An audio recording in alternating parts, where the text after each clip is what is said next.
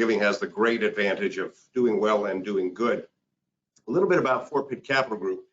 Fort Pitt Capital Group was founded in 1995 to provide a high-end financial planning-based investment management strategy to help people make the most of their money. We begin with a very carefully thought out financial plan, the basis for every investment strategy before we put $1 to work. All investment strategies are created in-house, tailored to help you realize your financial goals. What we wish to do is to bring a combination of high-end, big firm capabilities combined with a boutique's feel. It's a very close, high-touch service that is tailored to your specific needs, but it allows us to cover a wide range of considerations and concerns, every aspect of financial planning, from retirement planning, education planning, all the way through full wealth management, trust, long-term estate planning considerations, but even business transition and 401k services, the services you need to help your business make the most of its assets. It's a completely holistic approach to financial advising, and everything is done with full transparency throughout. We're not just a resource. We're not just financial advisors, though we are certainly that. We become close personal service providers to all of our clients, life advisors. So part of that includes offering webinars on issues that are not just financial.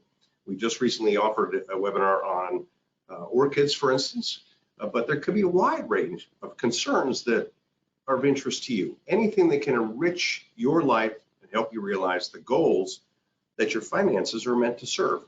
So we work together with a wide array of tested professionals, closely coordinating with other professionals and service providers such as attorneys, healthcare providers, insurance experts, CPAs, to make sure that you make the most of your money. That's our goal. A little bit about me, Chris Cheney. I've been doing this for almost 30 years at this point, with a specialization in portfolio analysis, charitable giving, business transfer planning, and a wide array of other concerns.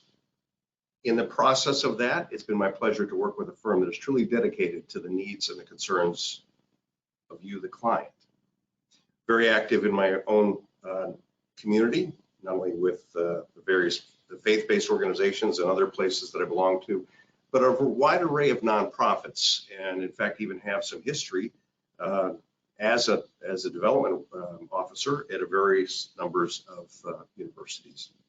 It's been a real privilege. Having said that, here's how you're going to interact with me today.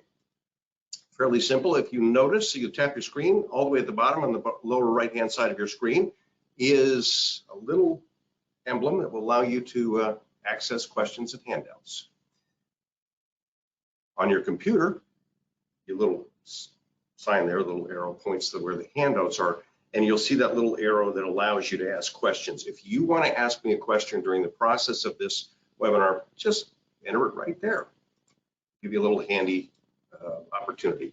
So right there is where you're going to drop your questions and handouts. All right, as I mentioned before, the overview today is really focused on charitable giving. This is the topic of the day. It's Giving Tuesday. Natural time to think about giving after we've just celebrated Thanksgiving, and the opportunity not only to be thankful for what we have, but to give back to the community and to those things and places that have really enriched our lives and made our lives more meaningful. The wonderful thing about charitable giving is it allows you to do great good for your causes, the things that are important to you, but also do well for you. There are some material financial benefits. So there are three basic ways that you can give. The first is a direct immediate contribution. The second is a direct deferred contribution. And the third are structured gifts. Three basic ways. I'm going to take each one of those categories and break them down for you so that you can see how they specifically apply to you. So we're all familiar with probably the most direct way that we give and most frequently give, and that's cash. Writing a check, actually making a cash deposit, or nowadays just going online on an app and giving. Wonderful way to give, enjoys an immediate tax deduction, probably the most impactful tax deduction that you'll have just by giving directly cash. So it's direct and immediate because you're giving directly from your pocket to the pocket of the charity immediately. That's the first type. The second is a qualified charitable distribution. So qualified charitable distribution, or QCD, is done from a retirement account. Now, this is done from an IRA and an IRA only. You can't do it from a 401k. You can do it from your IRA. So if you are currently in the stage where you're required to take minimum annual distributions from your IRA, right now that's age 73 or older, you're required by the federal government to take a certain portion of your portfolio, your IRA, every year. You can direct up to $100,000 of that required minimum distribution, or RMD, to the charity of your choice. The wonderful thing about this contribution, again, direct from your IRA, goes directly to the charity or charities of your choice. There's no specific limit or threshold as to the specific amount of the gift, other than the fact that you can only give a total of $100,000 per year. That's your maximum, to a charity. And if you're married, you can do the two, each of you can do $100,000, but it has to go directly from the IRA to the charity, hence direct. That's the second kind. The great advantage of doing this is it satisfies your charitable intent, but on top of that, it also takes that out of your taxable income. Now, you want to make sure of two things. When you do a QCD, when you make a QCD, the charity needs to send you a letter in a timely fashion indicating a receipt of the gift. That's your record. It's an obligation on the charity to make sure that they acknowledge that gift. They have to acknowledge it. It's important to keep that for your records. In all cases, when you're making a charitable gift, it's really important to keep detailed records of those gifts. You will need that when you file your taxes. The third way that you can give is appreciated securities. So the wonderful thing about giving appreciated securities is that you can give the full value of that stock or other type of security that's highly appreciated and not pay capital gains on it, but give that full value to the charity. The charity gets the full value, and because they are a nonprofit, they don't pay taxation on the capital gain. You get the tax deduction based on the full value of that contribution. The charity gets the full value of it, and no capital gains are paid, which is wonderful. So more money gets put to work. It's a wonderful option available to you in terms of giving. So as I mentioned, you avoid the capital gains, you receive a wonderful tax deduction, but it can be quite a material difference. Here's an example. Let's suppose you've got somebody who is in the 24% tax bracket. If they had a $50,000 investment that they paid $5,000, so we call that a basis of $5,000, they would have a capital gain, the difference between their basis and the current value, of $45,000.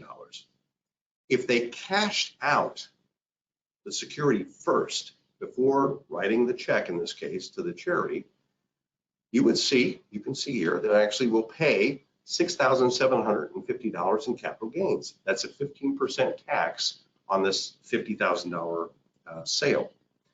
So now they've only got $43,250 to work with. They then write the check for that sum to the charity, and they get a tax savings, as you can see, of $3,630. Now that's a wonderful gift.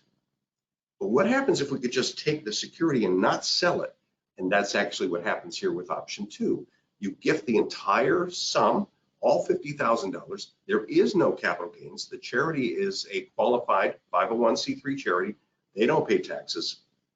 As a result, the full value of that gift is made. $50,000 is contributed. That's another $6,750 more to the charity than you would have given otherwise. And it actually results in a much larger tax deduction. As you can see here, a full $12,000 of tax savings, $8,370 more than you would have gotten from selling the stock first.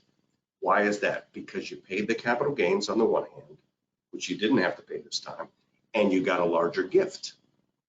So the combination of avoiding the taxes paid and at the same time getting a larger gift and therefore a larger deduction results in a significantly increased total tax savings.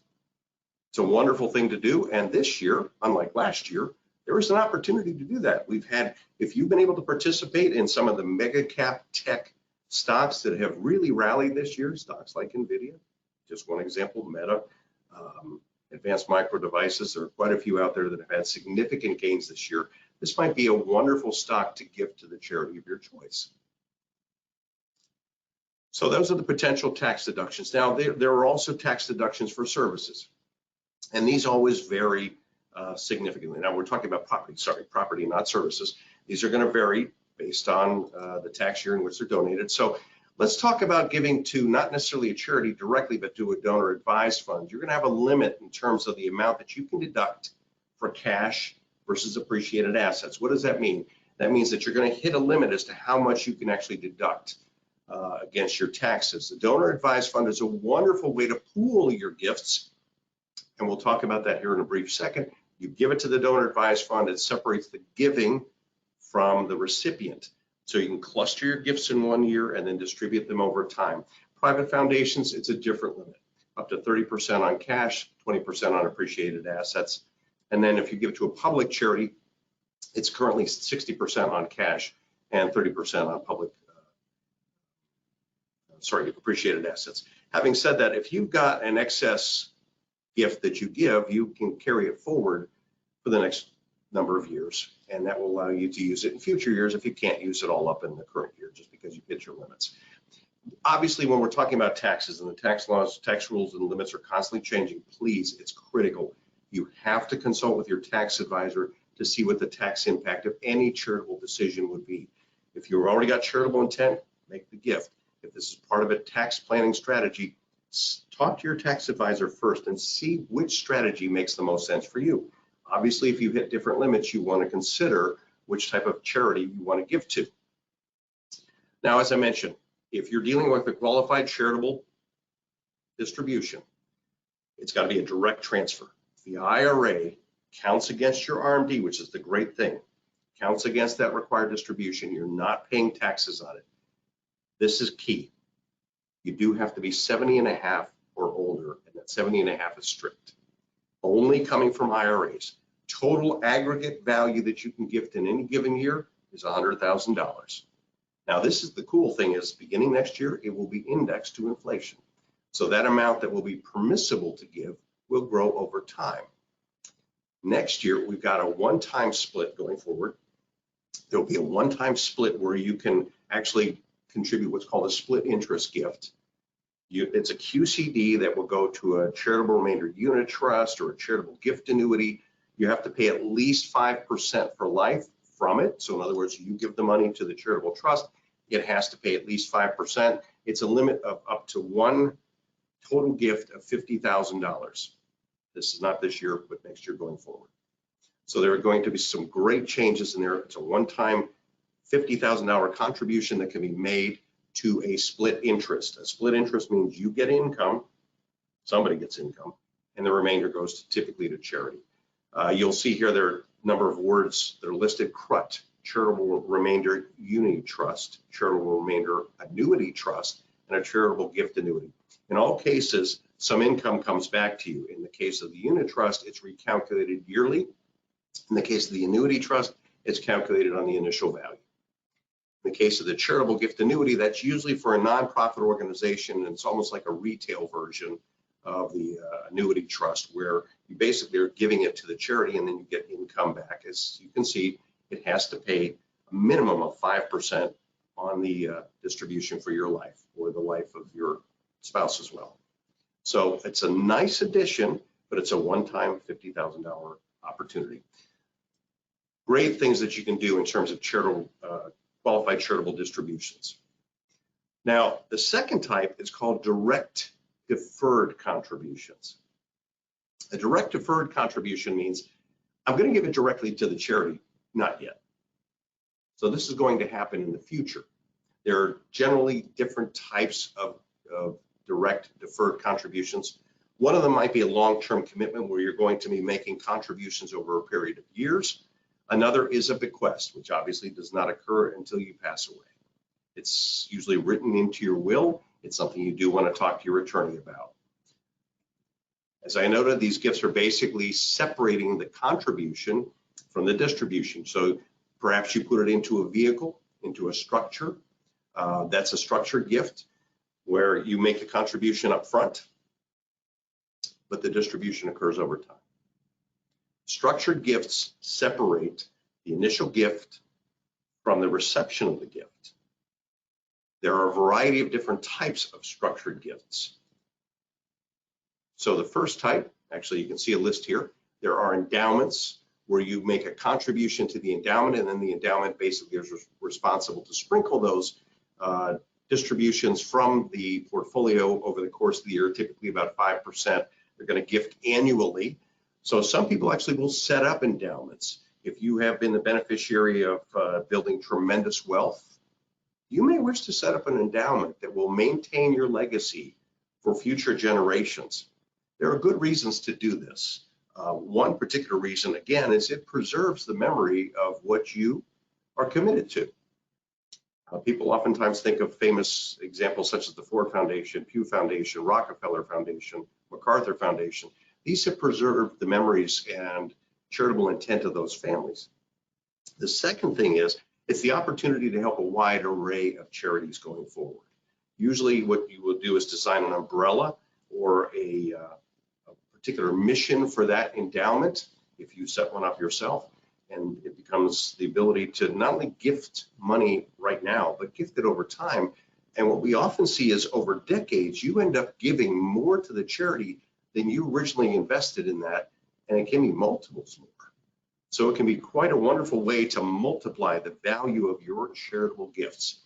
A donor advised fund sort of does that in a retail fashion. So a donor advised fund, these are usually provided through a variety of nonprofit or for-profit services. Give you an example.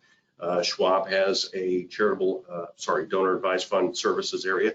Fidelity has one. Most places will have one that are involved in money management, things along those lines. They set up donor advised funds. You make contributions. Again, what we typically do is we work closely with your tax advisor to determine how do we want to bundle or cluster gifts. Usually this is done in combination with other objectives or goals. So we might take 5, 8 years worth of gifts and cluster them into one particular year. Why do we do this?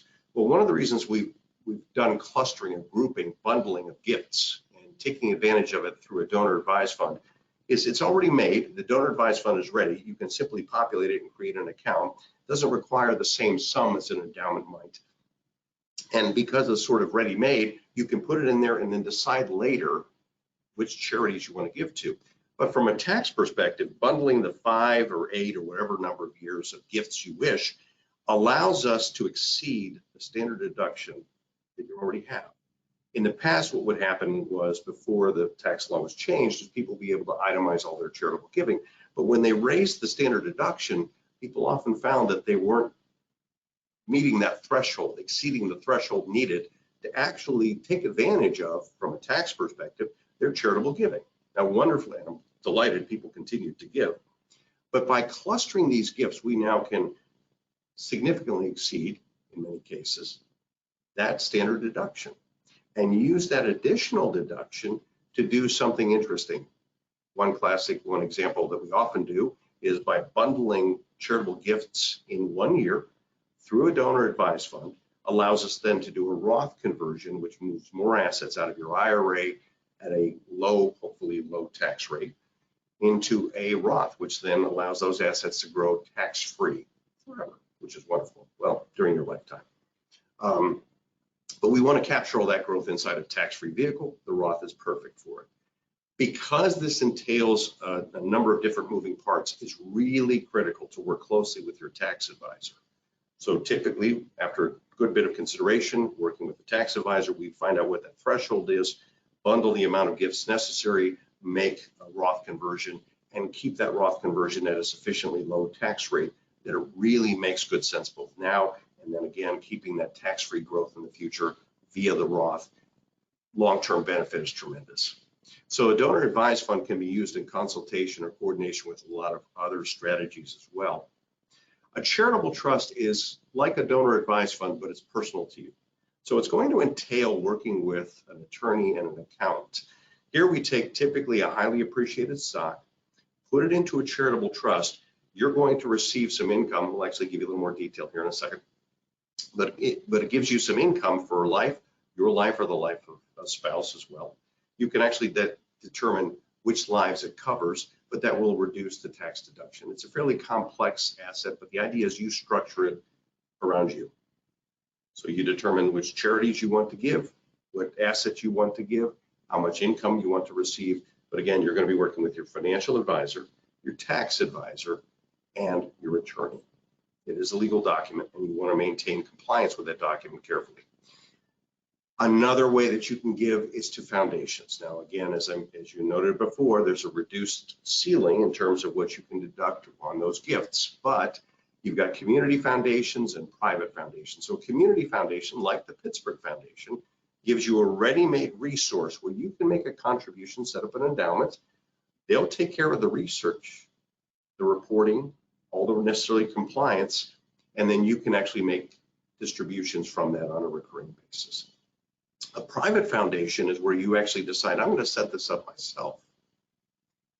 You're going to need to pay an attorney and a tax advisor in order to make sure that you're doing compliance. And if the gift is sizable enough, a private foundation can make sense.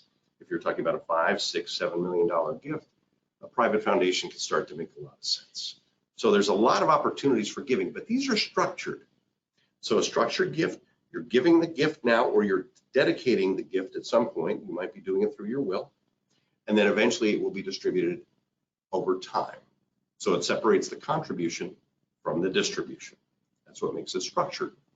Because they're complicated, we always spend a great deal of time with them. And as you can tell from my description, you will be talking and working with a tax advisor in almost all cases, and likely a legal advisor or an attorney, frankly, somebody you're going to need to work with. Okay. So we talked about donor advised funds. It's a great way to give to a wide array of public charities. And because these are basically already provided, already structured, they're so simple to set up. So we work with our clients to set these up at a variety of places, direct them accordingly. And the intent is always to make the contribution, the entire contribution with a specific time, but then distribute them at an unspecified time. You've got plenty of time over the future to basically distribute that money out to the charities of your choices. The charitable trusts have two basic different types. One is a lead trust, one is a remainder trust. The question is, lead or remainder is, when does the charity get the money? Does it get it when it's left over? Does it get it through the course of the trust's lifetime? And then the last one, as you can see, kind of jumped ahead, endowments. We've already talked a little bit about it, but the nature of an endowment is you're going to have to set up a large, sizable pool of funds, have an investment strategy. We always put an investment policy strategy document in place to guide the investment of that. It is under the direct oversight of the organization that houses it, and it's intended to create enduring support that can last generations, ideally forever. That's the goal. So let's just take a closer look at the donor advised fund, which I spent a little bit of time on. Okay. So here you are. I'm going to try to put my little arrow over here. You can see the donors with their big hearts, wanting to give. They've got their donation, so they give their donations to this one pooled place. Inside that pooled place, there will be a different investment strategy that can be set up, which will then make grants on an ongoing basis. Okay. Now, one little note at the bottom: you can't give a QCD to a qualified charitable distribution to a donor advised fund. No QCD to a DAF. Just don't. But the nice thing is you can bundle those gifts together so that they can be used as part of your tax planning. It combines your charitable intent with your tax considerations. Really important. Charitable remainder trust, as I mentioned, this is where you typically are going to have, you're going to put money that you want to give to a charity, not yet. So you create a trust. You fund it typically with highly appreciated assets. Why? Because once those assets are in that charitable trust, they're not taxed. That means inside the trust, we can sell highly appreciated assets just like we could with the charity. When you give it directly to the charity, basically inside that trust, you're able to sell everything and not pay capital gains. So you still have that pool of funding working for you. Now that money will be paid out back to you. You're going to decide, how much income do I want? You're going to take income for the remainder of your life, perhaps joint lives, perhaps more lives than that. The amount of gifting, the amount of distribution that you decide that you want to take will then erode the assets over time because you're taking a sizable portion. The remainder is what determines your tax deduction. But while over time that might slowly diminish the amount that then is left to charity, again, determining your future, the value of your tax deduction, it doesn't erode the working capital because you didn't pay capital gains on it. Now, when it's distributed out to you as a recipient, some of that might be distributed as capital gains, interest, and your tax advisor is going to be the one who can help you determine the total tax impact of those distributions back to you. But it allows you to take a highly appreciated assets, especially if you have concentrated stock. So imagine I've got a huge position in IBM, a huge position in Microsoft, and I want to take advantage of it. I want to diversify. We find a lot of times with clients who might have substantial concentrated positions, contributing these to a charitable remainder trust allows them to diversify this holding that might have such impressive gains that frankly, if you sold it, the taxes would be substantial.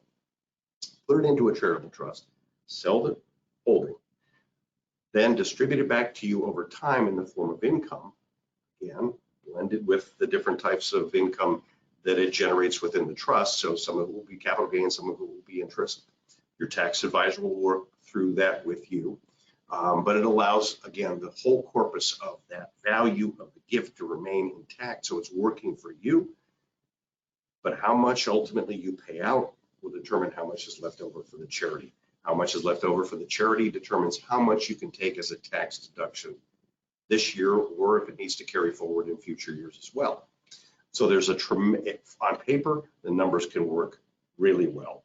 This is a wonderful example of doing great while doing good. So that's a charitable remainder trust. So with a charitable remainder trust, you've got an income beneficiary. Again, you, your spouse, your kids, an income beneficiary, and then the remainder goes to the charity of your choice. But it's important to remember, you're making the contribution, the remainder goes to the charity. Note here the three charities. You can have as many charities as you like.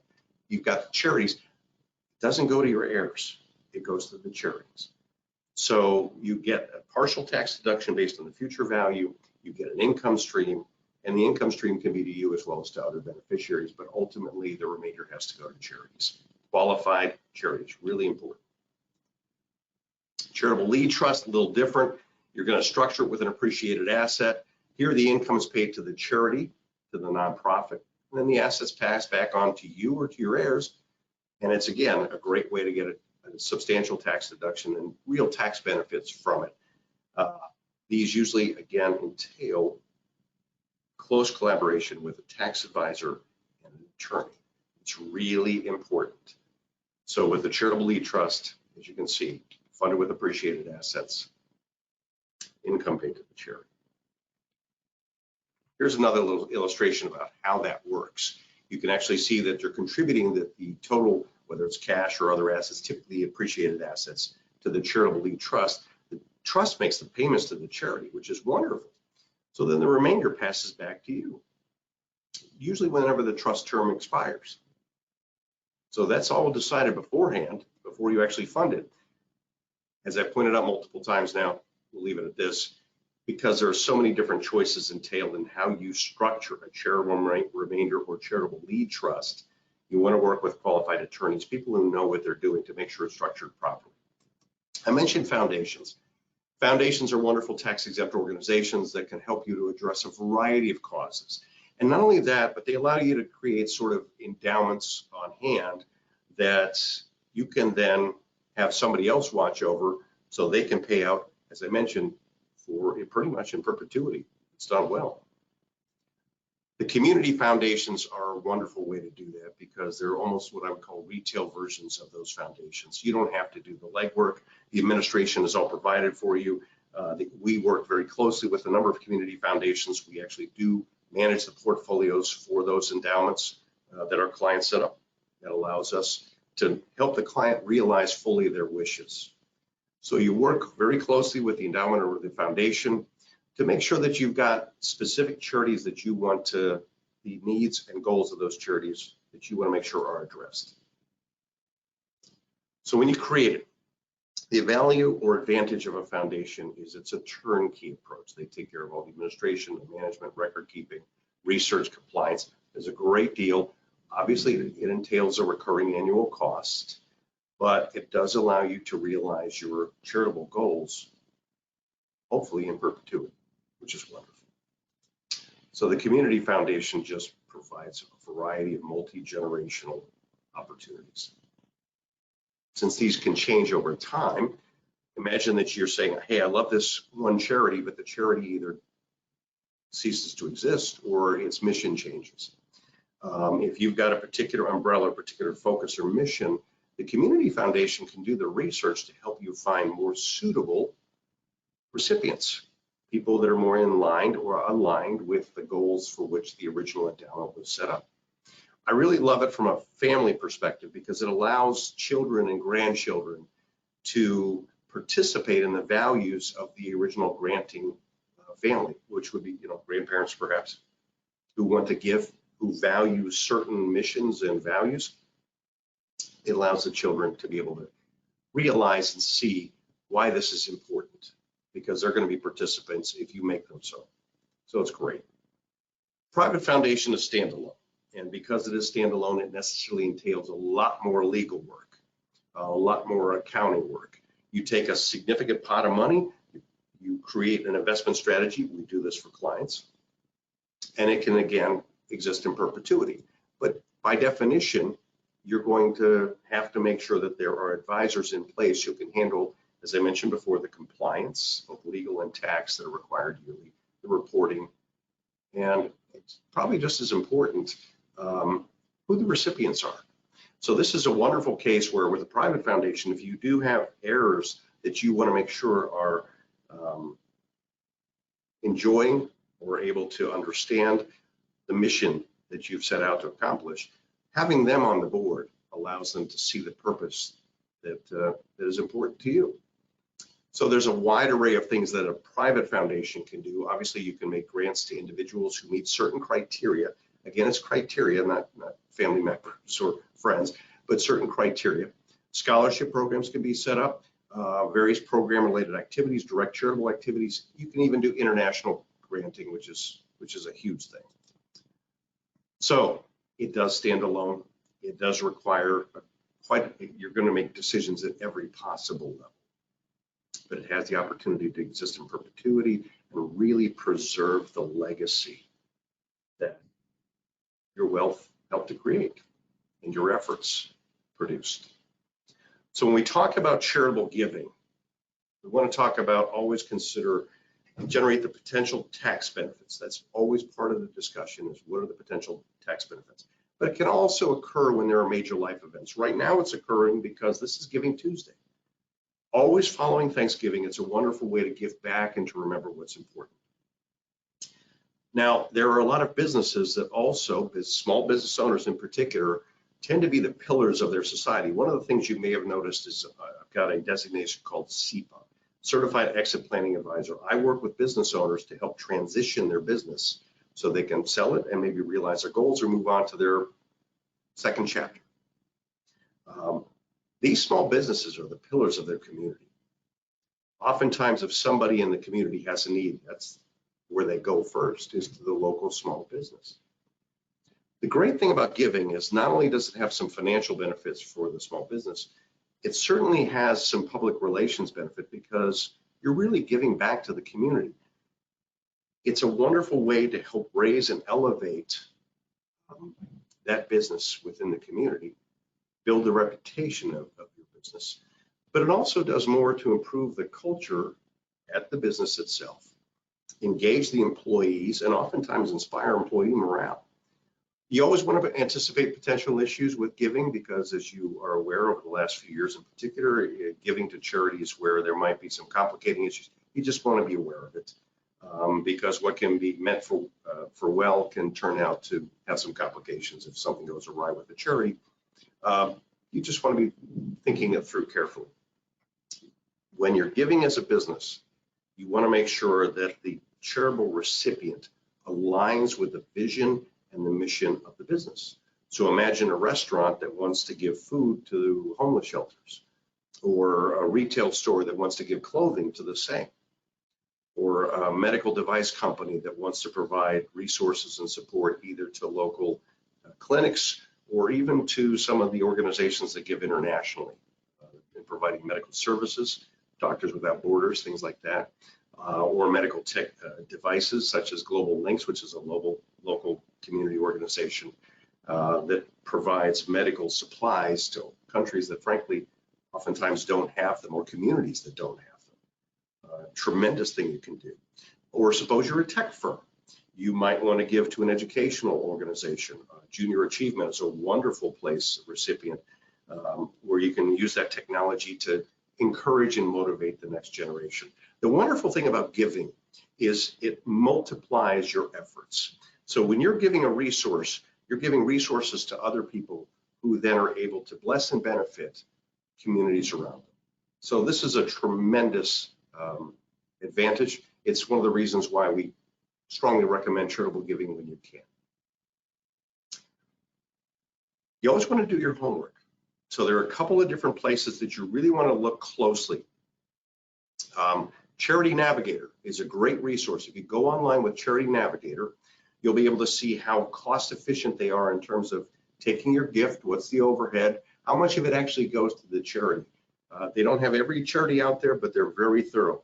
The IRS also has a tax exempt search tool that will allow you to do quite a bit of work in terms of identifying, is this a 501c3 charity? Remember, if you want to get a tax deduction, it has to be a qualified charity. Really important.